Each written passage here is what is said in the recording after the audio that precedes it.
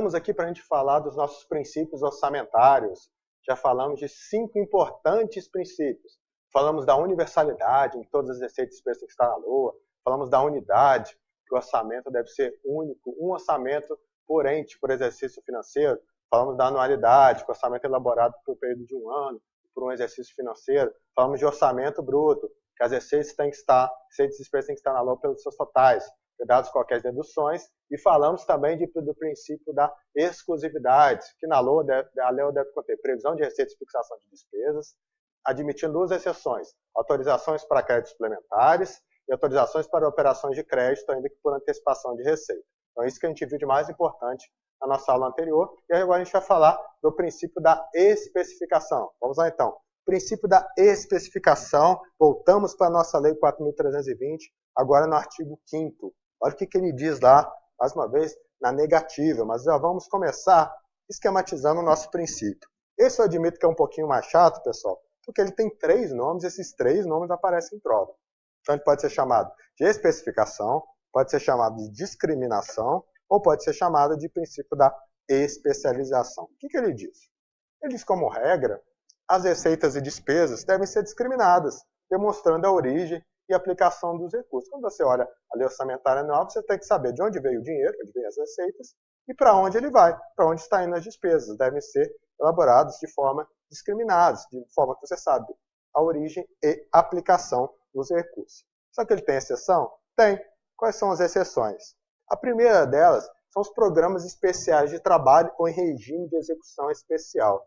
Então vamos lá. O princípio tem que demonstrar a origem e aplicação dos recursos. Quais são as exceções? Primeira delas, programas especiais de trabalho ou regime de execução especial.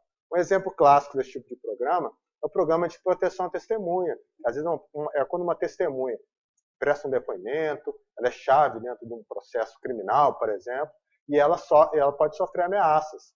E ela precisa se esconder, não dar identidade, levar ela para outro lugar. Para isso precisa de recursos.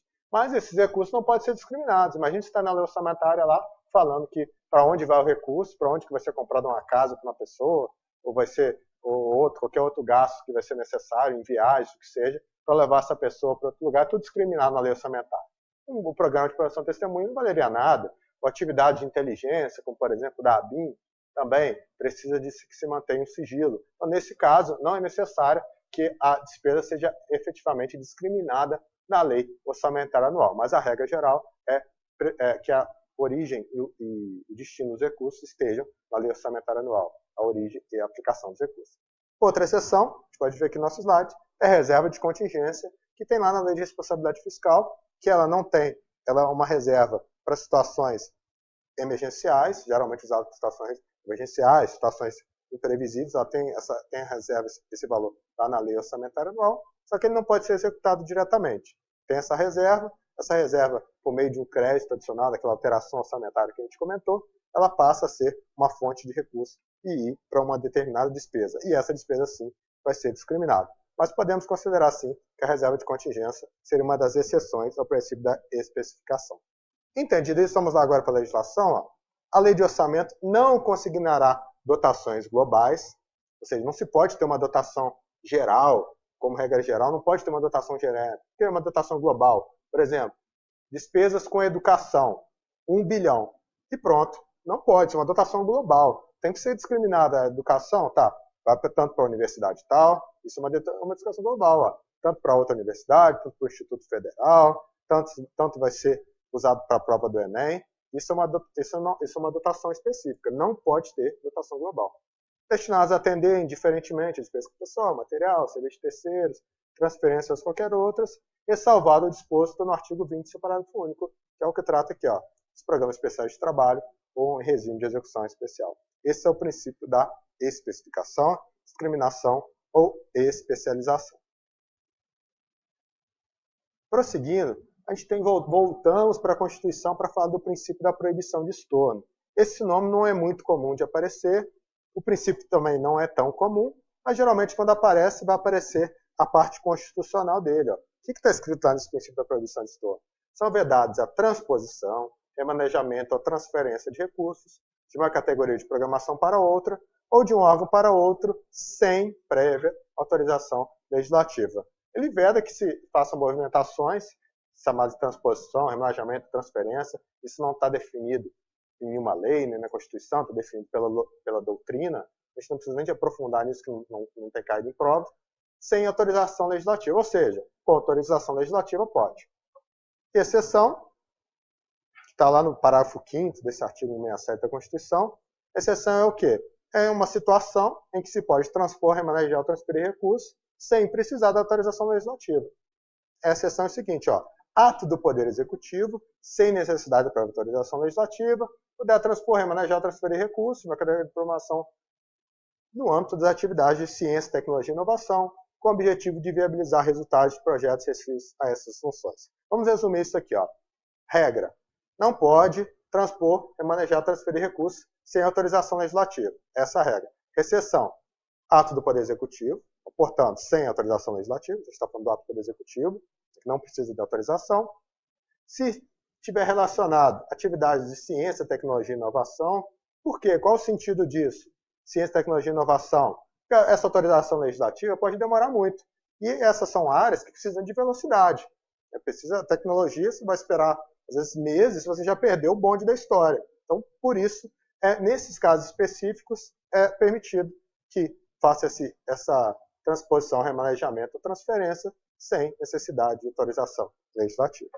Não é um princípio tão muito cobrado em provas, mas está aí. O princípio da quantificação dos créditos orçamentários, bastante simples, está lá na Constituição, é vedada a concessão ou utilização de créditos ilimitados. Então, não pode ter créditos limitados. Lembra quando eu falei de dotação global? A gente confunde dotação global com dotação ilimitada. O global seria o quê? Aquilo que eu comentei. 1 bilhão para a saúde. Fere o princípio da especificação, porque a dotação global não pode. Ilimitado é o quê? Não é colocar 1 bilhão, é colocar que não tem valor nenhum, que pode utilizar quando quisesse. Pode utilizar de forma ilimitada. Isso fere o princípio da quantificação dos créditos orçamentários. O nome do princípio também é raro de aparecer em prova. Essa parte aqui nem tanto, mas o nome sim.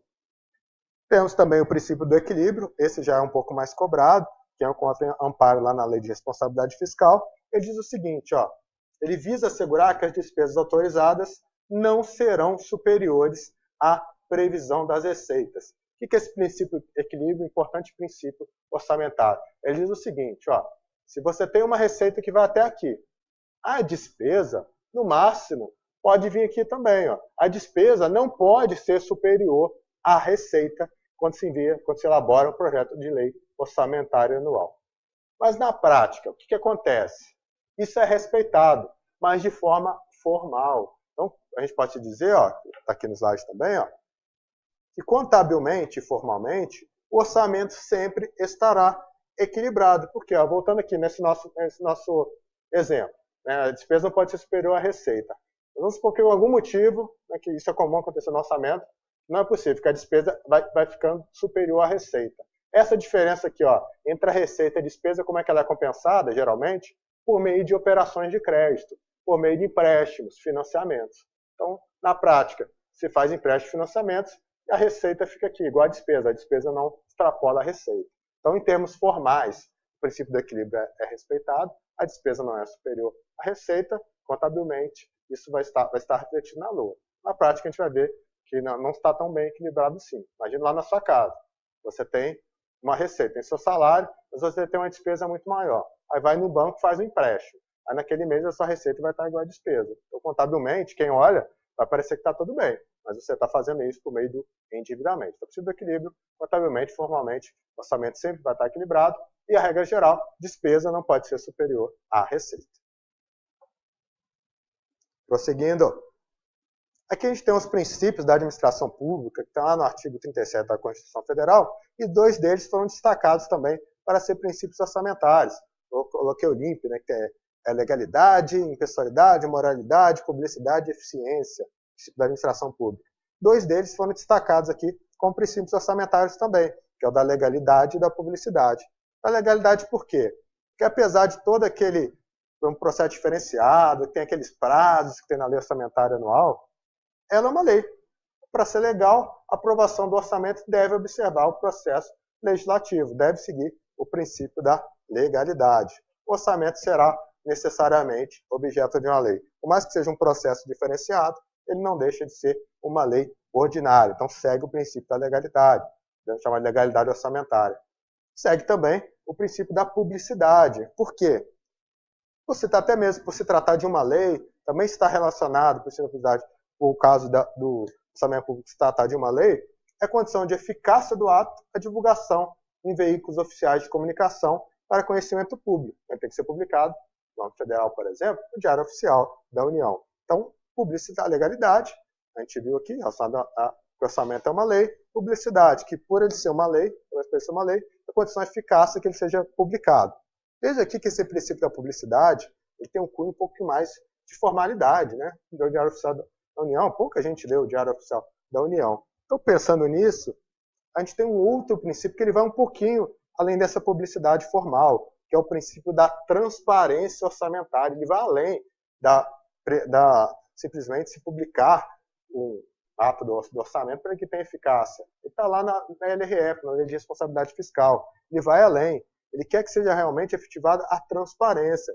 Então, a Lei de Responsabilidade Fiscal diz o seguinte, ó, é necessária ampla divulgação, veja, ampla divulgação, inclusive em meio eletrônico, dos instrumentos de planejamento e orçamento, PPA e LOA, da prestação de contas, e lá a LRF também traz outros relatórios e outros anexos, relatório de gestão fiscal, relatório de medidas de execução orçamentária, os anexos, as formas simplificadas desses documentos, voltado para a transparência orçamentária. Diz que tem que ter incentivo à participação popular, acompanhamento da sociedade em tempo real, informações pormenorizadas sobre a execução orçamentária e financeira.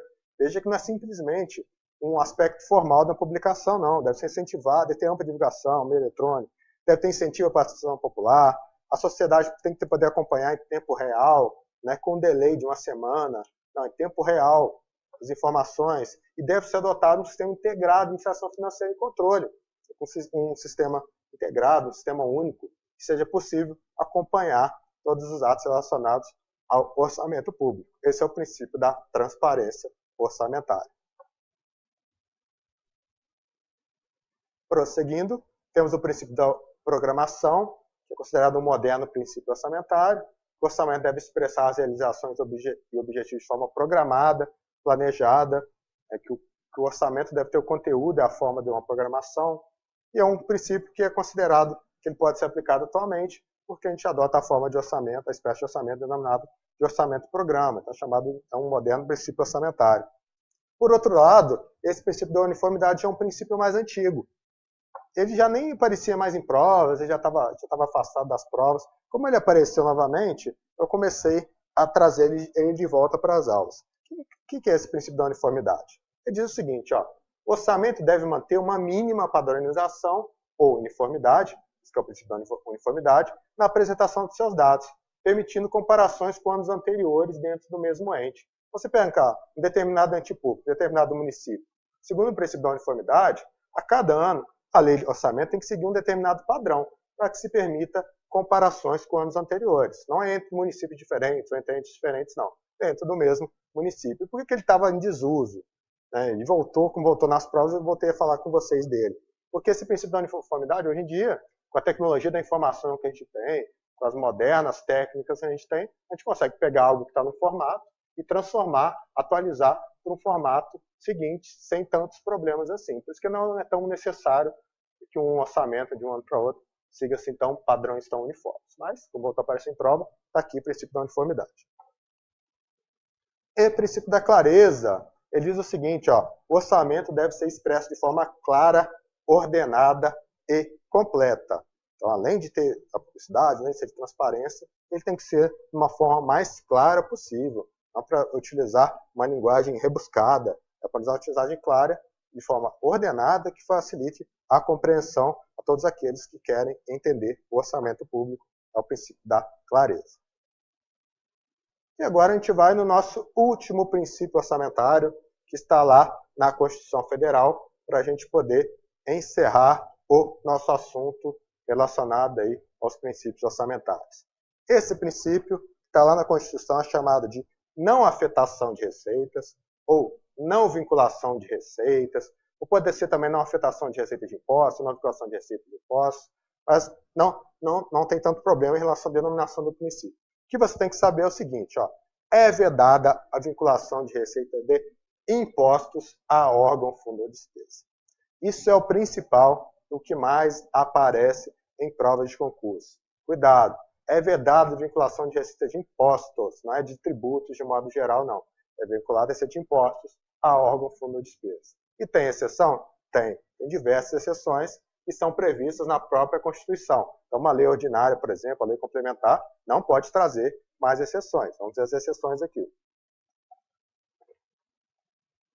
Primeira exceção, que está lá na própria Constituição, é a repartição constitucional dos impostos. Então, a gente tem lá na nossa Constituição as diversas repartições entre os impostos, dados lá no direito tributário. Então, são exceções à não vinculação. Determinados impostos são vinculados à repartição, outros impostos são vinculados ao Fundo de Participação dos Municípios, são vinculados ao Fundo de Participação dos Estados. Então, a própria repartição constitucional dos impostos constitui uma exceção ao princípio da não vinculação prevista na Constituição. Todas essas estão previstas na Constituição. Destinação de recursos para a saúde. Então, a Constituição pode vincular também recursos para a saúde. Estão lá vinculados, são exceções. Destinação de recursos para o desenvolvimento do ensino. Esse aqui, na verdade, essa vinculação é o que a gente chamava lá, na época que eu estava na Secretaria de Orçamento Federal, de recursos da MDE, que é Manutenção e Desenvolvimento do Ensino. E que define o que é o que não é a Lei de Diretrizes Básicas da Educação. Mas pouca gente sabe isso a fundo, né? Somente quem está fazendo as bancas examinadoras não sabe isso tão a fundo. Então, chama isso aqui simplesmente de educação. Não é educação toda, como aparece ali na saúde, mas você pode entender, sim, que é educação e para efeito de prova, as provas se consideram corretas, que é uma vinculação para a educação. Tá bom, pessoal? Prosseguindo. Destinação de recursos para atividade de administração tributária é outra exceção, que considera que a administração tributária é importante, que a área de administração tributária é aquela responsável pela arrecadação, então não pode faltar dinheiro para quem trabalha na arrecadação, porque faltar ali significa que pode ter uma grande dificuldade de arrecadação para o ente. Então, pode-se destinar recursos para a atividade de administração tributária.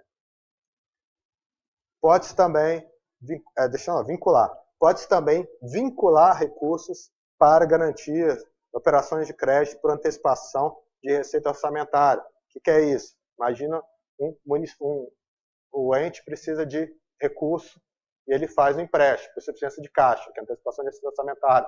Então, ele pode chegar para um banco, seguindo todas as regras, que tem lá na lei de responsabilidade fiscal também, para que se faça essa operação. Fez essa operação, ele pode vincular uma determinada arrecadação do tributo. Então, é uma garantia de que se ele não pagar aquele banco, por exemplo, aí ele pode, determinados recursos dele vão ser vinculados para que ele pague aquele empréstimo que ele fez por insuficiência de caixa. Prosseguindo, nossa última exceção, garantia contra garantia União e pagamento de débitos para com estas. O que seria isso? Garantia, você pode entender como sendo fiador. Contra-garantia seria a garantia ao fiador. Para você entender essa exceção, vamos lá. Imagina lá que você que está me vendo agora precisa de um fiador. Então, aí você vai lá e me chama para ser o seu fiador. Você vai alugar um apartamento e me chama para ser seu fiador. Aí eu aceito. Eu não imaginar uma situação impossível que eu aceitaria ser o fiador de alguém. Então, eu seria o seu fiador.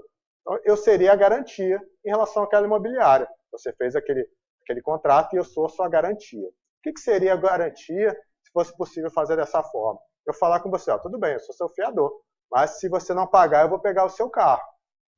Aí o que acontece? Se você não paga, eu pago a imobiliária, garantia, mas aciona contra a garantia, que é pegar o carro para eu não ficar no prejuízo. E no âmbito da União, no âmbito dos governos, como é que funciona da mesma forma? Às vezes o Estado quer fazer um empréstimo. Ele faz um empréstimo e precisa garantir a União. A União é mais forte, né? Garante. Aí vão lá e o Estado consegue aquele empréstimo. Então ele garante, a União garante. A União paga se o Estado não pagar. Mas ele pode fazer uma contra-garantia, que é vincular determinados tributos daquele Estado para que ele pague a União. Então, a garantia seria, nesse caso, a União em relação ao Estado, e a contra-garantia seria uma forma de a União não ficar no prejuízo ao conceder aquela garantia. Pessoal, só precisa não ficar no mundo muito abstrato, mas aqui, garantia, contra-garantia à União e pagamentos de débitos para com essa. Pagamentos de débitos para a União também podem ser utilizados vinculação de receitas.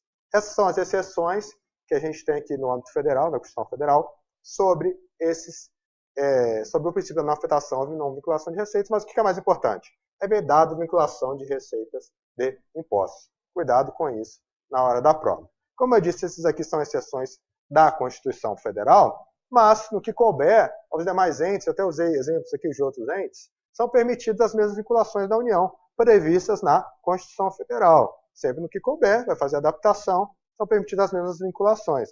Veja que são permitidas as mesmas vinculações. Não pode ficar inventando moda, não. Imagina uma legislação do município, chega lá e vai fazer um programa habitacional. Aí, o que vincula a receita do IPTU ao programa habitacional? Não pode. Não tem nada parecido na Constituição Federal.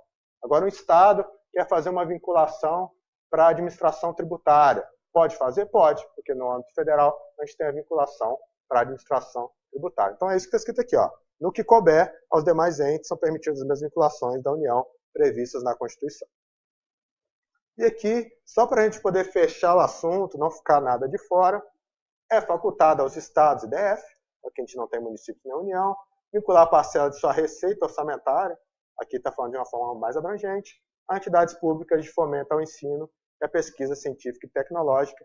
Tem esse dispositivo constitucional, estou passando para vocês também para a gente fechar o assunto e não ficar nada de fora. A principal finalidade desse princípio é aumentar a flexibilidade na alocação das receitas de impostos. Então, por mais que temos diversas exceções, a ideia do imposto é que ele não seja vinculado. Então, quando você está lá na sua cidade e reclama, vai fazer uma viagem, reclama que essa estrada está horrível, porque eu pago IPVA e não se arruma essa estrada. Claro que é direito seu reclamar, dever até reclamar, para que você tenha uma ótima estrada, mas não é porque você paga IPVA. Por quê? O pagamento do IPVA não está relacionado à manutenção das estradas. O tributo ele não pode ser vinculado. Outro exemplo, lá você reclama na sua rua, lá porque você paga IPTU. Você reclama da prefeitura, eu pago IPTU em minha rua, está um lixo, está horrível. Tem direito de reclamar? Tem, deve reclamar. Mas não porque você paga o IPTU, porque o IPTU não pode ser vinculado a arrumar sua rua. Ele vai para o geral, pode ser usado para educação, pode ser utilizado para a saúde, etc. Isso você tem que entender. A ideia é deixar os impostos de alocação livre. Vedada a vinculação de receita de impostos ao órgão fundo de despesa, respeitadas as exceções constitucionais. Isso é o mais importante. O princípio da não afetação ou não vinculação de receitas. Às vezes, a não vinculação de receitas de impostos também não tem problema em relação ao nome do princípio. Finalizando, pessoal, deixo mais uma vez aqui, lembrando aqui para vocês, fiquem à vontade para acessar, para curtir minha página no Facebook e me acompanhar, me seguir as dicas, responder as questões e interagir com os demais alunos lá na minha página. Tá certo, pessoal? Isso é o que eu tinha para passar para vocês, a parte teórica dos princípios orçamentários, um dos temas mais queridinhos das bancas examinadoras. Tá legal? Um forte abraço, até o nosso próximo encontro.